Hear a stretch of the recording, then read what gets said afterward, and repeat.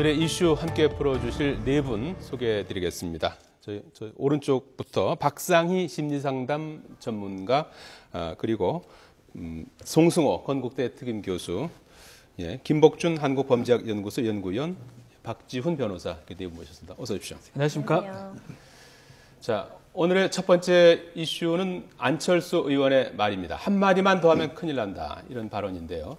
자, 이 안철수 의원이 지난 토요일이죠. 박영선 의원의 북권 선택에 참석을 해서 나온 발언인데 어떤 맥락에서 이 대선 얘기를 갑자기 한 겁니까? 그렇죠. 안철수 의원이 이제 대전에서 예. 열린 박영선 의원 북콘서트에 이제 참석을 했는데 출판기념회 같은 그렇죠. 거죠. 출판기념회 예. 비슷하게 사인회도 하고 예. 이렇게 됐는데 그 자리에서 안철수 의원이 지난 2012년 대선 예. 관련해서 이런 얘기를 했어요. 당시에 민주통합당이죠. 예. 민주통합당 측의 입당 의사를 전달했다. 예. 전달했고 딱 한마디만 했습니다. 그리고 더 이상 말을 하면은 큰일 난다.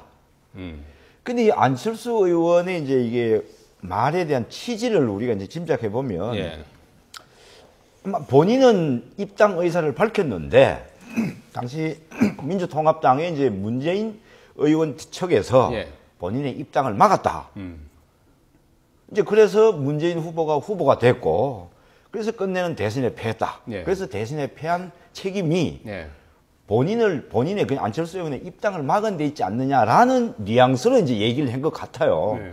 근데 사실 이 말이 굉장히 좀 불명확한 부분이 뭐냐면은 예. 자, 언제 예. 언제가 누구에게 없죠. 언제가. 예. 언제 누구에게 입당 의사를 전달했느냐. 예. 이게 이제 이랬습니다. 그 당시 시계를 이제 2012년을 좀 돌려보면은 문재인 후보가 민주통합당의 후보로 확정된 날이 2012년 9월 16일입니다. 예. 9월 달입니다. 예. 그리고 안철수 의원이 대선 불출마 선언한 것은 그 한 두 달 뒤인 11월 23일이에요. 예. 그러면 이제 안철수 의원이 문재인 대표가 후보로 확정되기 전에 입당 의사를 밝혔는 건지, 예. 안 그러면 문재인 대표가 후보로 확정되고 난 뒤에 예. 그때 이제 전달했는지 이게 자체가 예. 명확하잖아요. 여기에 따라서 많은 이제 정치적인 해석이 달리할 수 있을 건데 예. 안철수 의원이 언제 얘기했는지 시기에 대해서 누구에게 이에 대해서 전혀 밝히지는 않고 있어. 다만 본인이 한마디 하면 큰일 난다. 이제 이것만 가지고 각종 추측이 난무하도록 만들었어요. 저도 정확하게 안철수 의원이 왜 이런 얘기를 했는지 그 뜻이 뭔지 정확하게 파악이 안 되고 있습니다. 이 말이 뭐 사실이라면 당시 이제 그 민주당이 이제 문 후보에 비해서 상대적으로 이제 지지율이 높았던 안철수 그렇죠. 의원의 입당을 좀 거부했다 이제 이런 네네네. 의미이기 때문에 뭐 당내에서 이게 뭐 좀 파장이 일 법한 얘기인 것 같은데 오늘까지 조용한 것 같아요. 아직까지는 어떤 주어라든지 예. 진이라든지 아니 뭐 시기라든지 이게 정확하지 않고 또 뭐 좀 재미있는 자리에 가서 또 예. 어떻게 보면 뭐 제가 한마디만 더 하면 큰일 날 겁니다. 뭐 이런 식으로 얘기했을 것 같아요. 예. 막 그러다 보니까 이제 말투가 약간 좀 비슷하시죠. 경상도 쪽이라서. 예. 근데 이제 예컨대 홍영표 의원이라든지 지금 새정치민주연합 의원들은 왜 지나간 일을 갑자기 다시 또 얘기를 하게 되느냐. 이걸 하는 다른 뜻이 있는 게 아니냐. 또 이런 얘기들을 하는 거거든요. 예. 만약에 혹시나 2012년도에 본인이 입당을 전달했는데 제가 한마디만 더 하면 큰일 난다. 이 부분이 지지율 관련된 얘기였다라고 한다면 사실상 지금 민주통합당에서 그날 민주통합당에서 실수한 부분이 있다. 뭐 이런 뉘앙스가 있기 때문에 예. 아마도 왜 지나간 일을 하느냐 문제가 될 여지가 분명히 있을 걸로 보입니다. 저는 예. 이런 얘기 들으면 이제 선거가 곧 시작되려나 보다 이런 생각이 총선 드는데 대선이 가까웠구나. 예. 왜냐하면 이분이 아무 의도가 없이 이런 말을 실수로 재미로 하실 분 같지는 않아요. 예. 그러니까 예전 대선에 대해서 누가 책임이 있느냐, 야당이 진 것이 이제 그게 저는 핵심일 것 같은데 과연 문 대표 쪽에 책임이 있느냐 아니면 단일화를 이뤄내지 못한 본인에게 단일화 후보를 성공하지 못한 본인에게 있느냐라고 얘기해서 그 사실을 확인함으로써 차기 대권을 노리는 것이 아닌가라는 네. 생각이 들거든요. 그래서 이때 이런 얘기를 다시 시작한 것이 아닌가, 그 노림수가 있지 않을까 싶습니다. 박상희 심리상담 전문가께서 보실 때 네. 여기서 한마디만 더 하면 큰일 난다고 했는데 그 한마디가 어떤 것 같습니까? 글쎄요, 저도 그거는 정말 알 수가 없는데 안철수 전 대표의 성격상 그냥 의미가 없이 얘기했을 것 같지는 않은데 이게 예. 정말 너무 모호한 얘기이기 때문에 한마디만 더하면 글쎄요, 그것은 그냥 그 민주당 쪽에서의 민주당 쪽에 어떤 타격을 줄 수 있는 얘기일 것 같은데 본인이 단일 후보가 되지 못하게 하는 어떤 압력이 있었다? 뭐 이런 거 정도 추측해 볼 수 있는데 그거야말로 정말 애매하고 잘 모르겠는 얘기죠. 제가 볼 때는 조금 전에 우리 얘기 나왔지만은 한마디만 되면 큰일 난다. 이 의미는 사실은 문재인 대표 측 입장에서 해석을 해보면 대선 패배 책임이 문재인 대표 당신에게 있습니다라고 말하는 것처럼 들릴 수밖에 없어요. 이게 문재인 대표 측 입장에서 보면은 누가 봐도 뭐 문재인 대표를 염두에 둔 그렇죠, 그렇죠, 당연하죠. 예. 그리고 안철수 의원 정치인은 정치인이 하는 행위라든지 메시지는 전부 다 그냥 진행하는 말이 없습니다. 다 무슨 배경을 가지고 나름대로 의도를 가지고 하는 거예요. 그리고 특히 지난 대선 때 얘기를 하면서 특히 한마디 하면 큰일 난다는 얘기를 하는데 그냥 의미 없이 던진 말은 절대 아니죠. 그렇다면은 굳이 이제 보면 또 이제 안철수 의원이 이런 생각도 하고 있었던 거 아닌가 싶어요. 지난번에는 문재인 대표로 후보가 돼서 대선에 패배했으니까 이제는 문재인 대표는 당 대표로서 이제 만족하고 다음 대선 후보는 안철수 의원 본인을 시켜달라. 그렇다면 우리가 이길 수 있다. 뭐 이런 뜻도 내포되어 있지 않나 싶습니다. 예. 뭐 이날 그 북콘서트 주최자 박영선 의원도 이제 뭐 거들기라도 하듯이 이런 얘기를 했습니다. 지도자가 너무 착하게만 해서는 안 된다. 그러면서 이제 지난 세월호 사건 당시에 문 대표가 유가족과 함께 단식한 것을 문제 삼기도 하지 않았습니까? 두 사람이 뭐 같은 배를 타는 겁니까? 어떻게 보면 이제 공통점은 박영선 의원이나 안철수 의원을 놓고 보면 일단은 친노무현계는 아니다라는 거죠.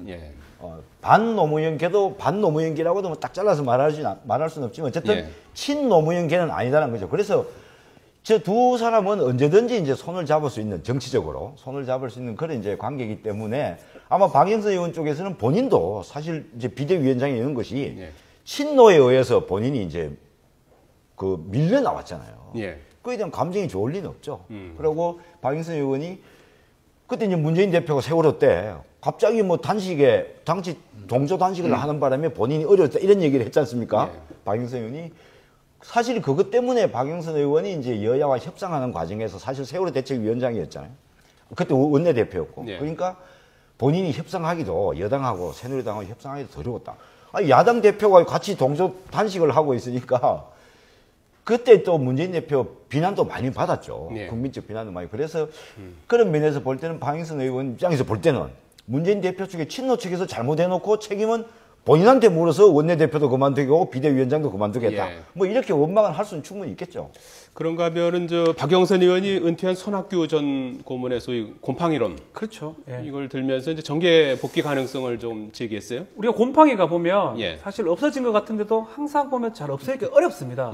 그런 의미에서 곰팡이 같은 게 한번 생기면 끝까지 남는다. 그런 의미에서 곰팡이 노래라 그러는데 정치라는 걸 한번 하기 시작했으면 닦아내봤자 그 마음에 남는 게 있다. 이런 취지로 얘기를 했는데 아마 이런 취지 같아요. 박영선 의원하고 손학규 전 의원하고는 좀 결이 좀 비슷한 측면도 있고 손학규 의원은 뭐 진보라든지 보수라든지 아우를 수 있는 어떤 정치적 자산일 수 있거든요. 그런 측면에서 현 시점에 새정치민주연합의 대안이 될 수 있는 후보가 아닌가라고 얘기를 하고 어떤 전망에서 곰팡이론 얘기를 한 게 아닌가. 아마 이게 교감은 없었을 것 같아요. 손학규 의원하고 뭐 얘기하고 한 건 아닌 것 같고. 그래도 뭐 손학규 전 고문 본인은 이제 뭐 이렇게 칩거하면서 그래서 이런 얘기 나올 때마다 현재까지 이제 손사래를 치고 있는데 곰팡이 얘기도 사실 본인이 한 얘기 아니겠습니까? 그렇죠. 결국은 뭐 복귀하는 거 아닙니까? 어떻게 근데 봐야 제가 되나요? 볼 때는 우리는 이걸 한번 생각해요. 정치는 명분입니다. 그럼 손학규 전 대표 같은 경우에도 명분이 있어야지 복귀를 할 수 있는데 그 명분이라는 게 뭘까요? 자, 총선 앞두고 예를 들어서 뭐 이 새정치연합이 비상대책위원회로 전환을 해가지고 거기에 예를 들어서 문재인 대표하고 뭐 공동위원장을 맡는다든지 뭐 이렇게 해야 되는데 그럼 결과적으로 복귀 명분을 누가 제공해 줘야 되느냐? 문재인 대표예요. 문재인 대표가 손학규 전 대표에 대해서 복귀 명분을 만들어주지 않으면 사실 손학규 전 대표 스스로가 복귀 명분을 만들기는 굉장히 어렵습니다. 어떻게 보면 불가능한 일이에요. 근데 문재인 대표, 즉 친노 측에서 손학규 전 대표의 복귀 명분을 만들어줄 것인가? 그 부분은 상당히 이제 앞으로 좀 더 두고 봐야 되는데 지금 상태에서는 제가 볼 때는 친노 스스로가 손학규 전 대표에 대한 복귀 명분을 적극적으로 나서서 만들 예. 것 같지는 않아요. 아, 그래요. 그러면 그럴수록 이제 뭐 문재인 대표를 향한 안철수, 박영선 의원의 각 세우기도 더 이렇게 더 뭐 이렇게 날카로워지지 않을까 이런 생각이 저는 드는데요. 이 박영선 의원이 뭐 문재인 대표 아니면 된다라는 행동으로 지금 보이거든요. 왜냐하면 안철수 전 대표와 함께 북세미나를 하고 그다음에 이제 손학규 전 지사의 복귀가 필요하다, 국민이 원하고 있다라고 얘기를 하면 이분은 문재인 대표는 아니다라고 얘기를 하고 있는 것처럼 보이는데 굉장히 그 뭐 박원순 서울시장까지 해서 야당의 대권 주자들의 행보가 이제 시작된 것 같고 굉장히 흥미롭게 보이고 있습니다.